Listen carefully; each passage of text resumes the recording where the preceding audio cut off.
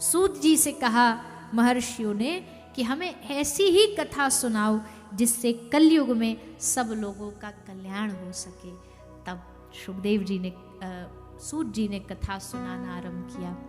ये वो कथा है, हे ऋषियों, जब आरंभ होने जा रही थी ना, तो सुखदेव जी के पास देवता अमृत का कलश लेके आए।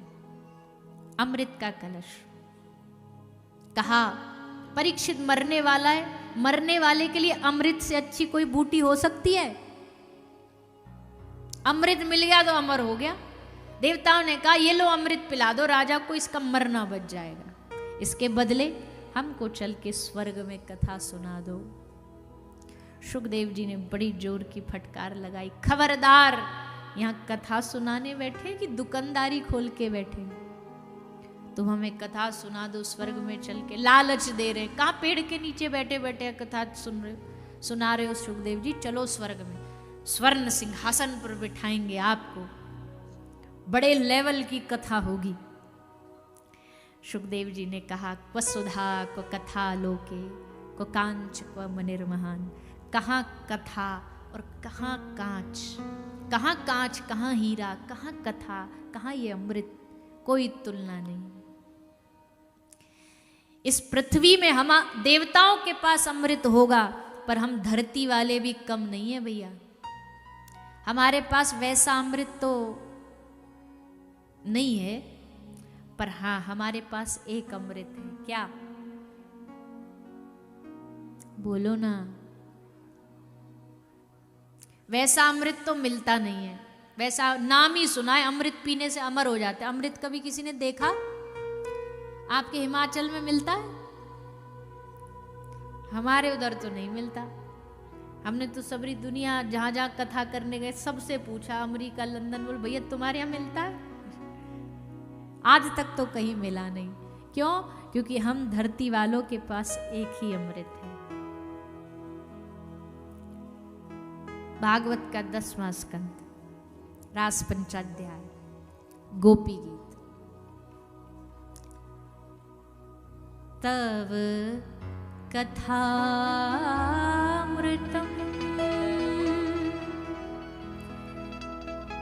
ताप्त जीवनम्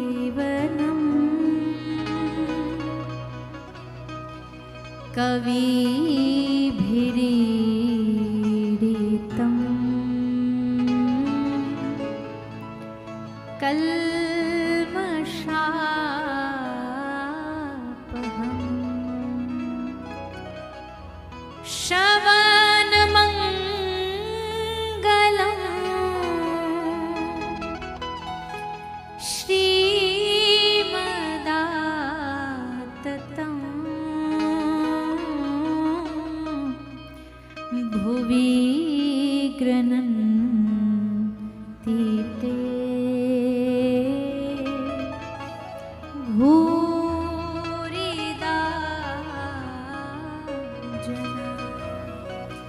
कथामृतम तप्त जीवनम। गोपांगनाएं कहती हैं, हे श्याम सुंदर, इस धरती पर आपकी कथा ही अमृत है। या को जो पिएगा इस कथामृत का, जो पान करेगा, वो सदा सदा के लिए अमर हो जाएगा। शरीर से नहीं पर नाम से हो जाएगा। आज भी मीरा अमर है, आज भी सूरदास अमर है, आज भी तुकाराम अमर है, आज भी ध्रुव और प्रहलाद अमर है। और जब तक कृष्ण नाम रहेगा तब तक उनके भक्त भी अमर रहे। ये उनकी कथा का प्रवाह। कौन अमृत ऐसा बताओ? देवताओं ने अमृत पी भी लिया तो क्या डर उनके भीतर से गया? देवता डरते छुपते भागते रहते, कहीं कोई दुर्घटना ना हो जाए, अंग भंग ना हो जाए, क्योंकि मर सकते नहीं। राहु का सर अलग हुआ तो धड़ केतु बन गया, पर मर नहीं सका। ऐसा अमृत पी के क्या करोगे? श्री दादू दयाल जी कहते, अमृत अमृत सब कहें, अमृत लखो न कोय। कोई अमृत को देख ना पाया। क्यों? क्योंकि कलयुग में भगवान की कथा ही अमृत है। इसलिए इसको पिबत भागवतम रसमालयम, इस अमृत को कान के द्वारा पीना ही जीवन का सबसे श्रेष्ठ साधन। तो सुखदेव जी ने सबको लौटा। देवता तक इस कथा के अधिकारी न बन पाए तो सोचो हम आप सब कितने भाग्यशाली हैं। कलयुग में कहीं भी चले जाओ, आज तो शहर शहर में भगवान की कथा गाई जा रही है, भागवत गाई जा रही है। सूत जी ने इसकी महिमा सुनाते हुए महात्म सुनाया। एकदा ही विशालायाम चत्वारः ऋषयो मला। एक बार सनक सनंदन सनातन सनत कुमार चारों ऋषि बद्रिक आश्रम घूम रहे थे। नारद जी मिल गए। पूछा, नारद जी आप बड़े उदास लग रहे हो। इदानीम शून्य चित्तोसी गतवित्तो यथा जना। क्या कारण है आपकी उदासी का? तब नारद जी ने कहा, मैं सारी धरती पे घूम के आया। हरिक्षेत्रम कुरुक्षेत्रम श्रीरंगम सेतु बंधनम एवमादिषु तीर्थेषु भ्रममान यतस्तथा। सब जगह गया, फिर वृंदावन गया। और वृंदावन में क्या देखा? जमुना जी का किनारा, और उस यमुना में भक्ति देवी अपने 2 पुत्रों के साथ बड़ी व्यथित बैठी थी। परिचय पूछा भक्ति का तो बताया, अहम भक्ति रीति ख्याता इमौ में तनयो मतो ज्ञान वैराग्य नामानु। ये मेरे 2 पुत्र हैं, ज्ञान और वैराग्य। मैं भक्ति देवी उत्पन्ना द्रविड़े साहम वृद्धिम कर्णाटके गता क्वचित क्वचिन महाराष्ट्रे गुर्जरे जीनताम गता किंतु वृंदावन पुनः प्राप्य नवीनेव स्वरूपनी। वृंदावन आते ही भक्ति देवी जवान हो गई। क्यों? नारद जी ने कहा, वृंदावनस्य संयोगात पुनस्तत्वम तरुणी नवा धन्यम वृंदावनम तेन भक्तिर्नित्यति यत्र च। वृंदावन में तो भैया कोई कितना भी बूढ़ा पहुंच जाए, आलसी पहुंच जाए, लेकिन जैसे वृंदावन की भूमि में घुसेगा ना, तो वहां वृंदावन बांके बिहारी श्री राधा रमन लाल जी उसको ऐसा दीवाना बन जाएंगे, बना देंगे कि वहां सब बुढ़ापा दूर हो जाता है, सब आलस्य दूर हो जाता है। वहां अलग ही जाकर के आदमी एनर्जेटिक हो जाएगा, नाचने लग जाएगा, मंदिरों में गाने लग जाएगा, रोने लग जाएगा। आप सब लोग वृंदावन जाते हो कि नहीं जाते? कौन कौन जाता है? कौन कौन गया नहीं अब तक? ये वाले भी हैं अभी तो बहुत। चलो हम तो कहे ठाकुर जी आपको कथा के बाद ऐसा रस चढ़ा दे कि हम वृंदावन जाएं, उससे पहले तुम टिकट करा के पहुंच जाओ। तुम पहले पहुंच जाओ। तो आज पहला दिन, प्रथम दिन है, थोड़ा वृंदावन की भूमि को भी प्रणाम करके आ जाएं। चलेंगे सब लोग? पक्का? नाचना आता है आप लोग को? अब वो तो अब पता लगेगा, हमको क्या पता, हम तो पहली बार आए। प्रैक्टिकल तो आपको करके दिखाना पड़ेगा।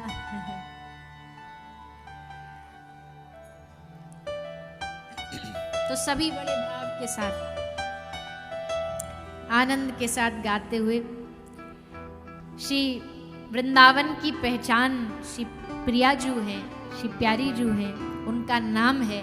तो उनका नाम लेते लेते सब वृंदावन की थोड़ी यात्रा करके आएंगे और भाव से गाएंगे। जैसे तू आया था वैसे ही जाएगा, जैसे तू आया था वैसे ही जाएगा, जैसे तू आया था वैसे ही जाएगा, जैसे तू आया था वैसे ही जाएगा। तू ले ले राधा नाम तेरा जीवन तर जाएगा, तू ले ले राधा तेरा जीवन तर जाएगा, तू ले ले राधा नाम तेरा जीवन तर जाएगा।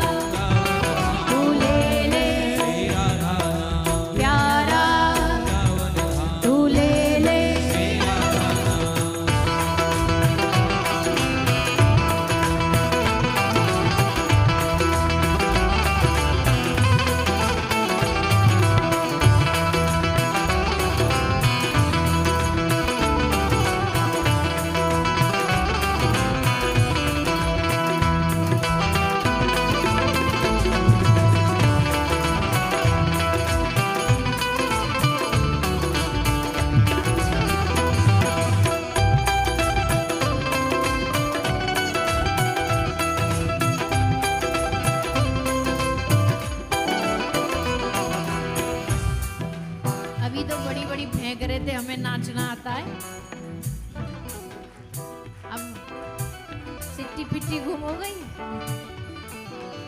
ठाकुर जी हमारे वृंदावन वाले जो ठाकुर जी है ना, हमने अभी थोड़ी देर पहले एक बात बोली थी, वो या तो रो के रिझाए जा सकते हैं या नृत्य गान करके रिझाए जा सकते हैं। और देवी देवताओं को मतलब नहीं है गाओ मत करो, पर हमारे ठाकुर जी को गायन नर्तन वादन ये बड़ा पसंद है, इसलिए उनको रिझाने का यही रास्ता है। बिना नृत्य करे ऐसे ही बैठे रहोगे ना तो हम भजन भी फिर वैसे ही गाएंगे, हम फिर नहीं बोलना। तो भाव से सभी आनंद लेकर हो राधा नाम है सबसे प्यारा और न प्यारा कोई, राधा नाम है सबसे प्यारा और न प्यारा कोई, हो राधा नाम है सबसे प्यारा और न प्यारा कोई, राधा नाम है सबसे प्यारा और न प्यारा कोई, ओ वृंदावन की गली गली में राधे राधे होई, वृंदावन की गली गली में राधा राधा होई, ओ वृंदावन की गली गली में राधा राधा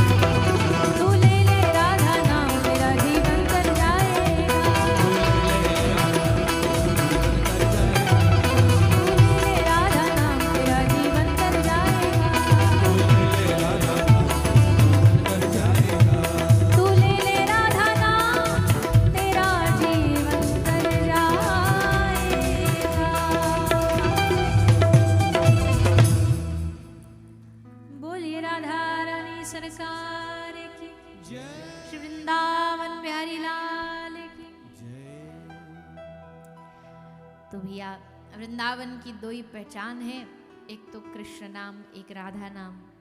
तो उस वृंदावन की भूमि की महत्वता नारद जी ने खूब समझाई भक्ति देवी को। एक जहां रात्रि रुक करके भगवान की आराधना करने से कई रात्रियों का फल प्राप्त हो जाता है, ऐसा श्री वृंदावन धाम है। ये वृंदावन का संयोग हुआ देवी भक्ति की आप इस अवस्था में आ गई और बालक वृद्ध अवस्था में चले गए। भक्ति देवी ने कहा महाराज समाधान बताओ, समस्या तो हमें भी पता है।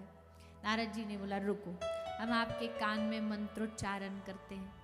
इनके कान में मंत्रोच्चारण किया, गीता पाठे रे मुहुर मुहुर।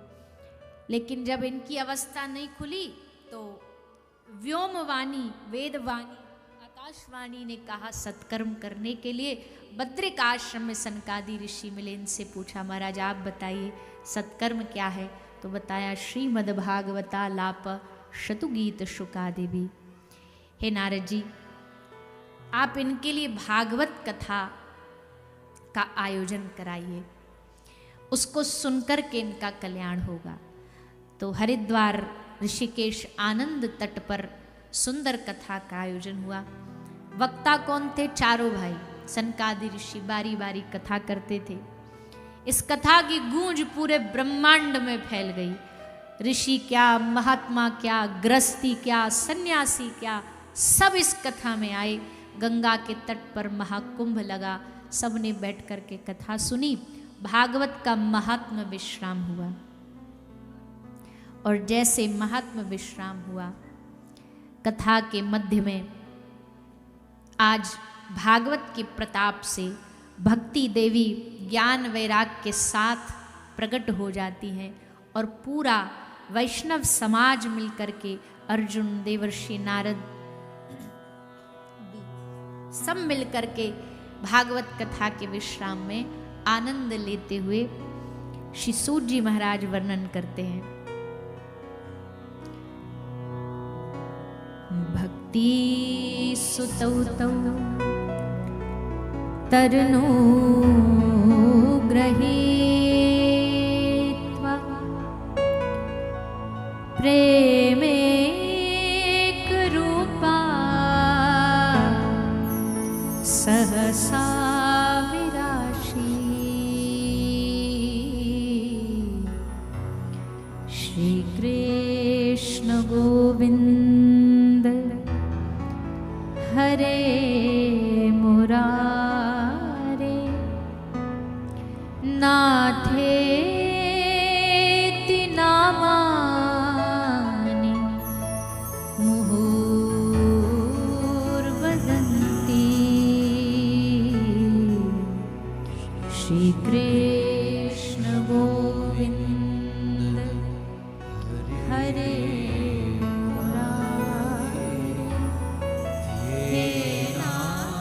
वासुदेवा, हे नाथ नारायण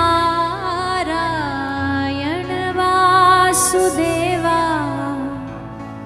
हे नाथ नारायण वासुदेवा, हे नाथ नारायण वासुदेवा, हे नाथ नारायण वासुदेवा, हे नाथ नारायण वासुदेवा, हे नाथ नारायण वासुदेवा,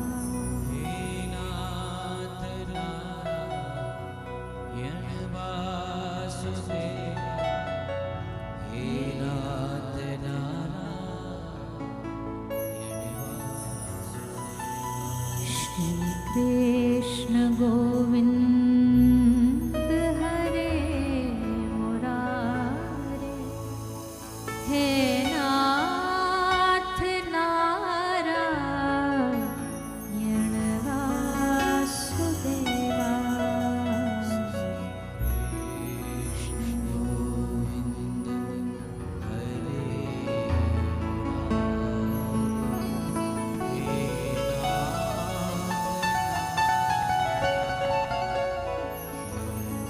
भागवत का परिणाम है संकीर्तन।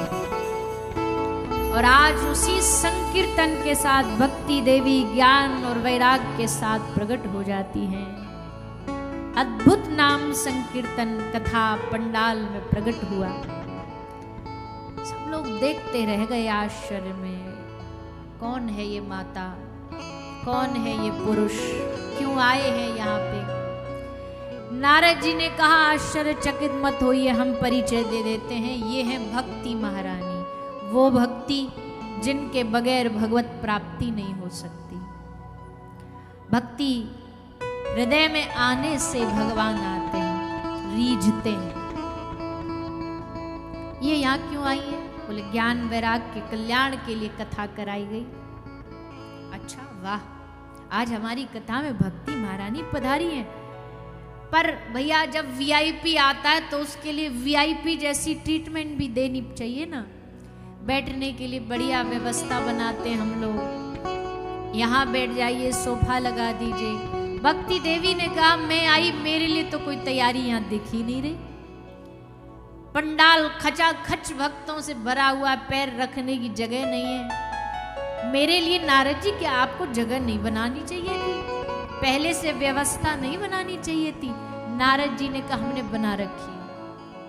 भक्ति देवी ने कहा दिख तो रही कहीं भी, कहाँ बैठूं मैं, पूरा पंडाल भरा हुआ है। नारद जी ने कहा देवी आप जमीन पे बैठ जाएंगी तो कोई लाभ नहीं, आप कुर्सी पे बैठ जाएंगी तो लाभ नहीं, आप महंगे सोफे पर भी बैठ जाएंगी तो भी लाभ नहीं। भक्ति का लाभ तो तब है जब भक्ति भक्तों के हृदय में बैठे, उनके हृदय में विराजे। भक्ति का सिंहासन सोफा कुर्सी चेयर नहीं है, भक्ति का सिंहासन तो भक्त का हृदय है। इस हृदय सिंहासन पर विराज जाइए। मतलब जितने कथा सुनने आए हैं, आए भले ये खाली हों, पर ये जब यहाँ से लौट के जाएं तो इनके हृदय में भक्ति देवी विराजमान हो, ऐसी कृपा करो। ये केवल उस समय के लिए नहीं, ये आज तक के लिए भी नारद जी ने मांगा है कि जो भी कथा में आए भक्ति देवी आप जब ये घर लौटें तो इनके चित्त में बैठ कर के जाइएगा। भक्ति ही भागवत का प्रसाद है, लड्डू जलेबी बर्फी प्रसाद नहीं है भागवत का। कथा के बाद जो चनौरी बताशे बटते हैं ये प्रसाद नहीं है, असली कथा का प्रसाद है। आए खाली थे पर हृदय में भक्ति देवी को बिठा कर के घर ले जाए। निरंतरम वैष्णव मानसानी, आप निरंतर इन भक्तों के हृदय में बैठ जाओ देवी, क्योंकि भक्ति हृदय में बैठेगी तो सारे दुर्गुण भाग जाएंगे, सारे दुर्गुण निकल जाएंगे। भक्ति हृदय में आती है तो दुर्गुण दुम दबा के भागते हैं, पर जब तक भक्ति नहीं आएगी तब तक ये तांडव नचाते रहेंगे। काम क्रोध लोभ मोह मद मत्सर अपनी मर्जी चलाएंगे, पर जब भक्ति आई सब भागेंगे। भक्ति देवी आई, खूब आनंद बरसा, ज्ञान वैराग का कल्याण हुआ, उद्धार हुआ। सूत जी ने इसी प्रसंग में बताया भाग्योदयेन बहुजन्म समर्जितेन, अनंतानंत जन्मों के पुण्य तो है ही है, पर जितने हमने पुण्य किए, जितने, कोई कहता भागवत क्यों सुने, भागवत सुन के पुण्य मिल जाता, बोले ना ना ना, उल्टा है। तुमने जन्म जन्मांतरों युग युगांतर जितने अच्छे सत्कर्म किए, पुण्य किए, आज उनका फल है कि आप यहाँ महादेव मंदिर में ऊना हिमाचल प्रदेश में कथा सुनने बैठे हो। ये उन सब सत्कर्मों का फल है। अच्छी जगह पर आदमी बैठता नहीं है आजकल, बुरी जगह बैठना बड़ा आसान है, नशे वाली जगह पे बैठना बड़ा आसान है, कोई कह देगा सिनेमा चले जाना बड़ा आसान है, पर सत्संग की बारी आए तो कोई बिरले हृदयी होते हैं जो सत्संग आते हैं, पहुँचते हैं, यहाँ कथा सुनते हैं।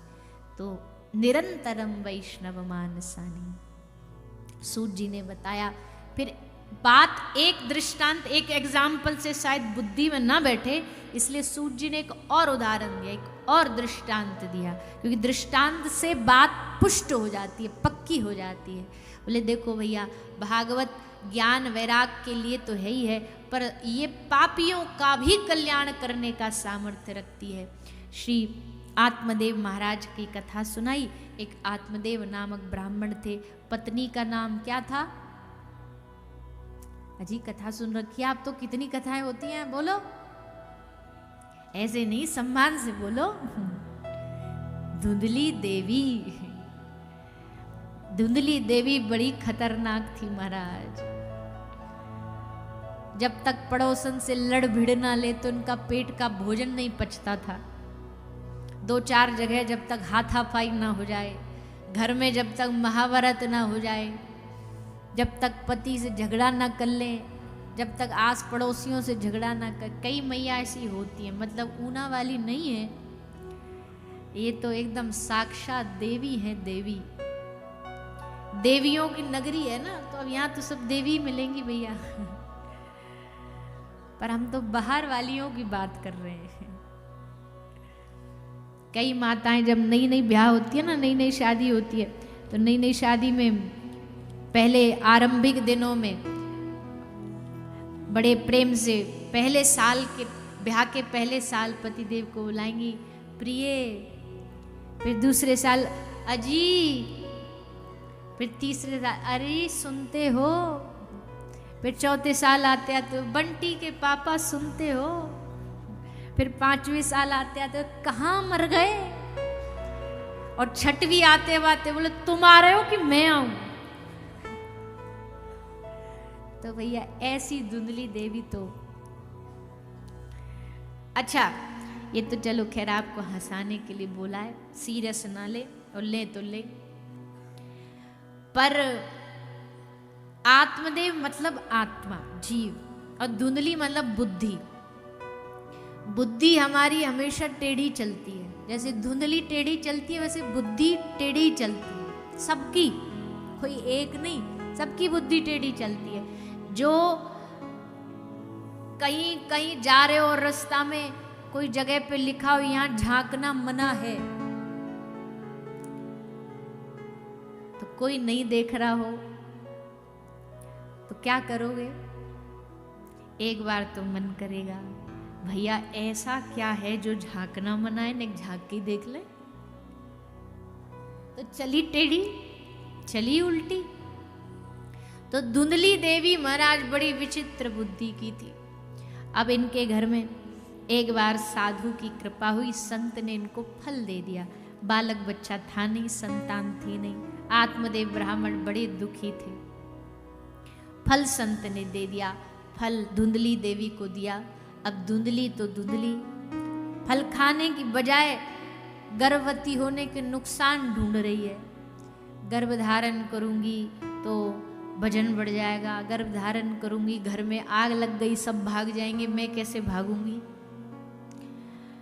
मनपसंद कोई बढ़िया माल खाने का मन करेगा, पर गर्भवती महिला को तो बड़े वो पाबंदियां होती हैं, वो नहीं कर पाऊंगी, अच्छा खा नहीं पाऊंगी, मनपसंद कहीं जा नहीं पाऊंगी। और तो और बालक होने के बाद घर में वो बुआ आती है, ननद आती है देखभाल के लिए बच्चे की, तो उसको तिजोरी की चाबी देनी पड़ जाएगी, बढ़िया बढ़िया माल ले जाएगी लूट करके। और कहीं ये बालक सुखदेव जी की तरह 12 वर्ष गर्भ में ही रह गया तो न जाने क्या क्या दिमाग में बुद्धि चला रही थी। तभी उसकी एक बहन और थी, वो भी वहीं आ गई। राम मिलाई जोड़ी, एक अंधा एक कोड़ी, ऐसी जोड़ी बन गई दोनों की। वो कह रही है नुकसान, दूसरी कह रही हाँ तू बिल्कुल सही कह रही है, ये फल बिल्कुल मत खा तू। एक काम कर, अदला बदली कर लेते हैं, अपना बालक तुझे दे दूंगी, तू धन दे देना। तेरे पास पैसे की कमी नहीं, मेरे पास बच्चों की कमी नहीं, तू बच्चा रख लेना, तू हमें पैसा दे देना। हाँ बिल्कुल ठीक बात है, दोनों का एग्रीमेंट हो गया। और फल दे दिया गाय को खिलाने के लिए, परीक्षा के लिए। कुछ समय बाद बालक हुआ तो नामकरण हुआ। पहले बड़ा सुंदर नामकरण होते थे बालक के, आजकल तो नामकरण की जरूरत नहीं, आज तो गूगल बाबा नाम रखते हैं। पंडित जियों से नहीं पूछते, आजकल तो विप्रों की जरूरत ही नहीं पड़ती, उनको गूगल पे ही नाम देख लेंगे आड़ा टेढ़ा। जबकि भारतीय जो हमारे संस्कार हैं, नामकरण, जनेऊ संस्कार, ये सब करने चाहिए, बालक के संस्कारों के लिए करने चाहिए। गुरुकुल जाते थे तो विधियां होती थी, पर अब तो महाराज सब इंटरनेट पे ही होने लगा है। तो नामकरण हुआ तो पूछा क्या बालक का नाम रखे, आत्मदेव बोले हमारा नाम आत्मदेव, इसका नाम रख देते परमात्मदेव। फिर बीच में बोल पड़ी ऐसे कैसे रख दोगे, 9 महीना गर्भ में हमने रखा, हमारे नाम पे रखा जाएगा। तो आत्मदेव बोले जैसे तैसे तो बालक हुआ, ये फिर झगड़ेगी, बोला तू रख ले देवी। तो कहा हमारा नाम धुंधली, तो हमारे छोरा का नाम धुंधकारी। और फिर महाराज धुंधकारी तो धुंधकारी, गाय का बालक हुआ, गाय के बालक का नाम रखा गया गौकर्ण। थे दोनों एक ही जगह, लेकिन गौकर्ण महाराज महापंडित महाज्ञानी, धुंधकारी परम पापी, खूब पाप किए इसने, मारना पीटना खसोटना लूटना वैश्यागमन आदि सब किए। आत्मदेव महाराज चिंतित हो गए, वैराग्य मन में जागा नहीं, तो थोड़ा प्रेशर दे करके गौकर्ण महाराज ने ज्ञान उपदेश दिया। 2 श्लोक सुनाए।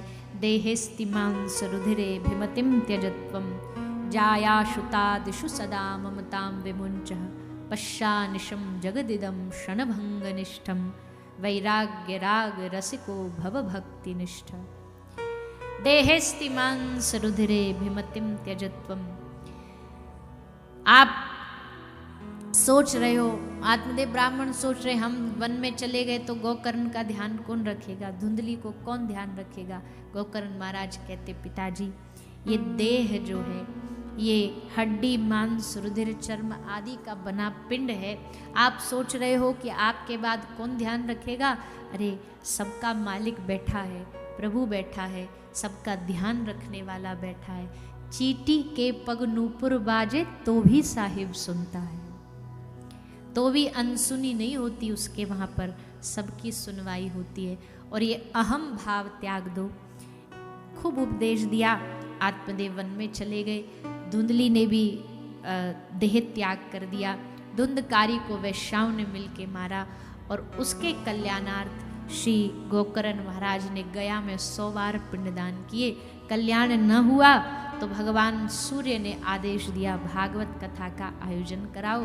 कथा हुई, सबने कथा सुनी। धुंधकारी आया, कहाँ बैठूं, पूरी जगह बरी थी। एक बांस में आकर के बैठ के कथा सुनने लगा। 7 दिन तक कथा सुनी। 7वें दिन बांस फटा और एक दिव्य महापुरुष के रूप में धुंधकारी प्रकट हो गया। भगवान ने विमान भेजा, विमान में विराजमान होके धुंधकारी भगवत धाम गया। ऐसे भगवान की कथा, ये वांगमयी मूर्ति भागवत पापियों का भी कल्याण करती है। भागवत श्रवण करने की विधि बताई। कई लोगों के मन में आता है कैसे भागवत सुने, तो देखो नियम तो बहुत सारे हैं, जो जितना निभा ले उतना बढ़िया है। खान पान फलाहार कर सको वो भोजन करो, तो थोड़ा अल्पाहार करो। उसका कारण बस एक है, निद्रा ना आए कथा में। अब चकाचक माल खा के आओगे यहाँ कथा में तो आते ही लुटपुटी लगेगी। इसलिए निद्रा आलस्य ना आए, ऐसा स्थान जहाँ मिल जाए शांति से बैठ के सुनो। आगे मिल जाए, पीछे मिल जाए, ऊपर कुर्सी पे बैठने मिल जाए, नीचे मिल जाए। महीना कौन सा, लेकिन कभी भी दुनिया में हर चीज का आदमी मुहूर्त निकालता है, पर कथा करानी है उसका कोई मुहूर्त नहीं निकालना पड़ता, क्योंकि कथा अपने आप में ही एक मुहूर्त है। भगवान की कथा आरंभ हो रही है, वो शुभ लग्न है, शुभ घड़ी है, शुभ तिथि है, शुभ तारीख। इसलिए कथा की विधि मुख्य रूप से यही है, सदा सेव्या श्रीमद् भागवती कथा यस्य श्रवण मात्रेन हरिश्चित्तम समाश्रित। ये तो भैया एक अवसर है, जिसको जब मिल जाए सो इस अवसर को पकड़ लो। अवसर तो मिल गया है, भगवान से कहो अब असर भी जल्दी हो जाए। क्योंकि अवसर को कई बार हम चूक जाते हैं और अवसर असर नहीं कर पाता। अब असर भी हो, ऐसी कृपा मांगते हुए भागवत जी से और भगवान से प्रार्थना करेंगे। 7 दिन भागवत रस की चर्चा करेंगे, भगवत भक्ति की चर्चा करेंगे, भागवत के प्रसंगों की चर्चा करेंगे, महादेव की चर्चा करेंगे और अपनी वाणी और अपने श्रवण इंद्रियों को पवित्र करेंगे, कल्याण करेंगे। इसी भाव के साथ आज पूज्य महाराज श्री का आगमन था, इसलिए थोड़ा विलंब भी हुआ कथा में, पर कथा का समय क्या है? 1 बजे से। तो आप लोग कितने बजे आओगे? हमको 2 सुनाई दे रहा है, अंतरात्मा 2 बोल रही है। कथा का समय 1 बजे है। आप समय से पूर्व ही आ जाइए। समय से आ जाएंगे तो हम भी समय से आ जाएंगे। समय पर कथा हो जाएगी तो समय पर विश्राम हो जाएगी, क्योंकि फिर बाद में ठंड का समय है, सब घर पे समय पे पहुंच जाएं तो बढ़िया है। तो सभी ध्यान रखेंगे, एकदम समय का ध्यान रखते हुए कथा में पधार के आनंद लेंगे। आइए आज के इस सत्र को विराम करने से पहले सभी थोड़ी देर हरिनाम संकीर्तन, उसके बाद आरती और फिर ही सब अपने अपने घर को प्रस्थान करें। आइए सभी भाव से 2 मिनट कीर्तन करेंगे। आइए सभी 2 बार हाथ उठाकर हरे कृष्ण महामंत्र का जाप करेंगे। हरे कृष्णा हरे कृष्णा कृष्णा